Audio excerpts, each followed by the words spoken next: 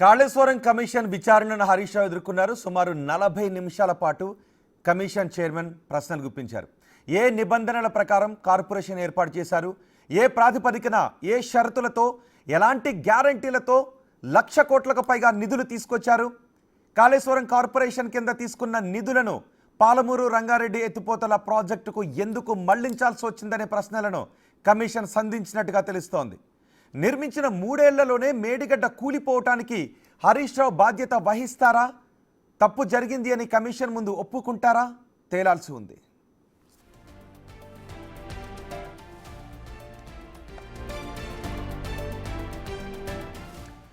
Kaleshwaram commission Harish రావుకు 15 ప్రశ్నలు సంధించింది. Irrigation మంత్రిగా ఎన్ని రోజులు పనిచేశారు, మంత్రుల సబ్ కమిటీ ఎందుకు ఏర్పాటు చేశారు, అది ఏ అంశాలపై స్టడీ చేసింది అని ప్రశ్నించింది. ఎక్కువ మంది రైతులకు నీళ్లు అందించడానికి అప్పటి ప్రభుత్వం సబ్ కమిటీ ఏర్పాటు చేసిందని, అందులో తనతో పాటు ఈటెల రాజేందర్, తుమ్మల నాగేశ్వరరావు కూడా ఉన్నారు అని హరీష్ రావు సమాధానం ఇచ్చారు. ప్రాజెక్టుల లొకేషన్లు ఎందుకు మార్చారు అన్న ప్రశ్నకు మహారాష్ట్ర ఒప్పుకోలేదు కాబట్టే తుమ్మిడిహట్టి వద్ద నుంచి మేడిగడ్డకు మార్చాము అని, సిడబ్ల్యూసి రిటైర్డ్ ఇంజనీర్ల సూచనల మేరకే మేడిగడ్డ నిర్మాణం జరిగింది అని హరీష్ రావు స్పష్టం చేశారు. 16 లక్షల కంటే ఎక్కువ ఆయకట్టుకు నీళ్లు ఇవ్వాలి అంటే రిజర్వాయర్ల సంఖ్య పెంచాలి అని, సిడబ్ల్యూసి సూచనల మేరకే బ్యారేజీలు, రిజర్వాయర్ల సంఖ్య పెంచామని చెప్పారు. ఇక మేడిగడ్డ నిర్మాణ నిర్ణయం ఒక్కరిదే కాదు అని, దీనిపై మంత్రులు అనేక సార్లు భేటీ అయ్యారు అని హరీష్ రావు కమిషన్ దృష్టికి తీసుకువెళ్లారు. కమిషన్కు కాళేశ్వరం ప్రాజెక్టు డిజైన్ చూపడంతో పాటు జియోలు, డాక్యుమెంట్లు చూపుతూ హరీష్ రావు సమాధానం చెప్పారు.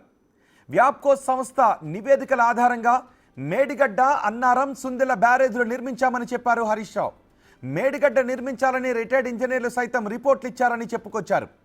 అన్నారం, సుందిల లొకేషన్లు మార్చడానికి కారణాలేంటి అన్న కమిషన్ ప్రశ్నకు అది పూర్తిగా టెక్నికల్ అంశమని, టెక్నికల్ రిపోర్ట్ల ఆధారంగానే లొకేషన్స్ మార్చాము అని హరీష్ రావు ఆన్సర్ ఇచ్చారు.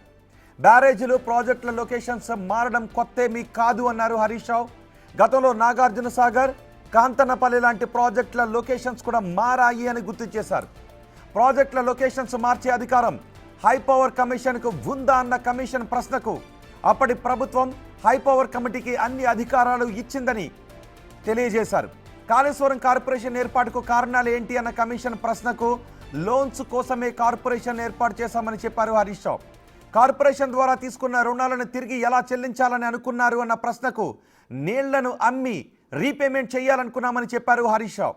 కార్పొరేషన్ ద్వారా రెవెన్యూ జనరేట్ అయ్యిందా, ఎంత అప్పు తీసుకున్నారు అన్న కమిషన్ ప్రశ్నకు కోవిడ్ కారణంగా 2 ఏళ్లు ఆలస్యమైందని చెప్పారు హరీష్ రావు.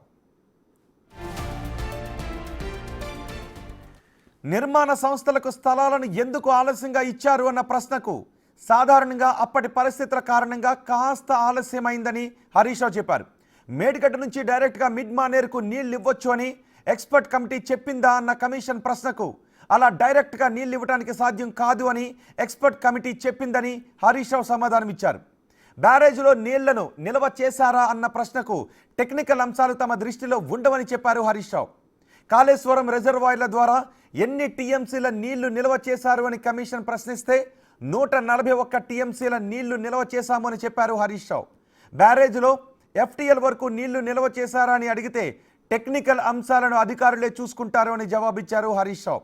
బ్యారేజ్లో నీళ్లు నింపమని ప్రభుత్వం ఆదేశాలు ఇచ్చిందా అని అడిగితే అది ఇంజనీర్లు చూసుకోవాల్సిన అంశమని, ప్రభుత్వానికి సంబంధం లేదు అని హరీష్ రావు సమాధానం ఇచ్చారు.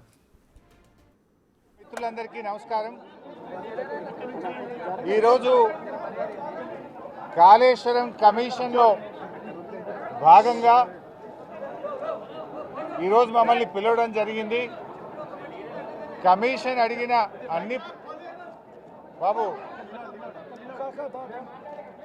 కమిషన్ అడిగినటువంటి అన్ని ప్రశ్నలకు కూడా సమాధానాలు చెప్పడం జరిగింది.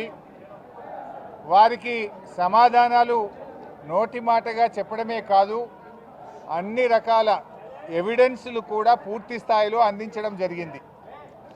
నేను మీడియాతో కూడా ఒకటే కోరుతా ఉన్నా, ఎందుకంటే మేము కమిషన్ ముందు హాజరయ్యి వచ్చి ఇక్కడ నేను రాజకీయాలు మాట్లాడడమో ఇతర అంశాలు జోలికి వెళ్ళను.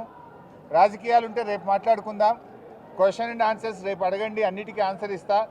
బట్ ఈరోజు ఎందుకంటే కమిషన్ ముందు ఏం జరిగిందో మీకు కావాలి, ఎందుకంటే ఐ కెనాట్ మిస్గైడ్. లోపల ఒకటి చెప్పి బయట ఒకటి చెప్పడం అనేది తప్పు అవుతుంది. లోపల ఏం జరిగింది, కమిషన్కు నేను ఏం చెప్పాననేటువంటి అంశాలు మాత్రమే మీ ముందు ఉంచుతాను. మీకు మిగతా ఎన్ని క్వశ్చన్స్ ఉన్నా, ఎన్ని పొలిటికల్గా కావాలన్నా రేపు మాట్లాడుకుందాం.